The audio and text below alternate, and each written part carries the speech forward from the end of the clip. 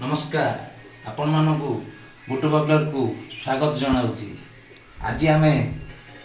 माछर गोटे रेसिपी करवा। देखंतु आमे रोई माछर गोटे रेसिपी करवा।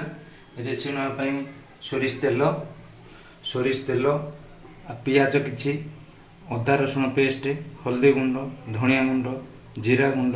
माछ मसला टमाटर कंचा नुआ एतिकी अल्प तेल केमी रोषे हम बेसी मसला नबुन आपण मैंने कह प्रथमे तेल कढ़ई गरम हो सारा तेल पकईदबा स्वाद अनुसार तेल पकईदबा अल्प तेल देखु तेल गरम हो आसला आम बर्तमान पियाज टी तेल पकईदबा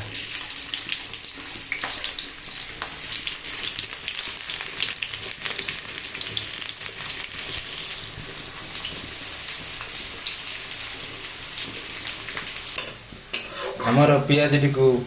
10-15 मिनट तेल जार देला पलैला ब्राउन कलर आउ कलर आसी सारा अदा रसुण पेस्ट पकेबा तापर टमाटर पकेबा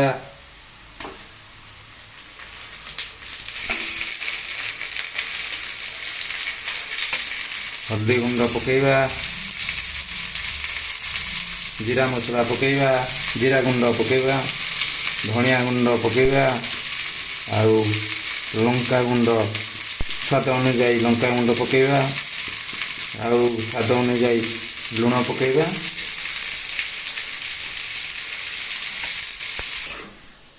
एबे वर्तमान पाई आम मसला टी 10-15 मिनट पाई कषिबा।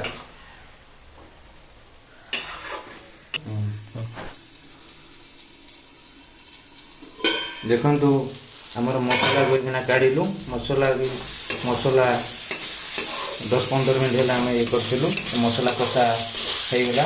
आम मसला पानी टी दबा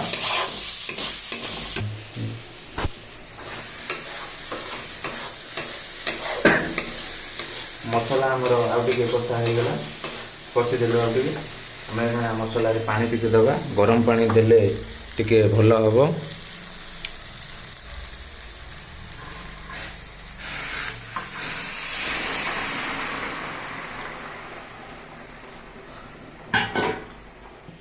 ए पानी की गरम फुटिया छाड़देबा 10 मिनट छाड़देबा हल्का आम काढ़ू पानी एबे फुटी गला एबे माछटी को आम एबे पकेबू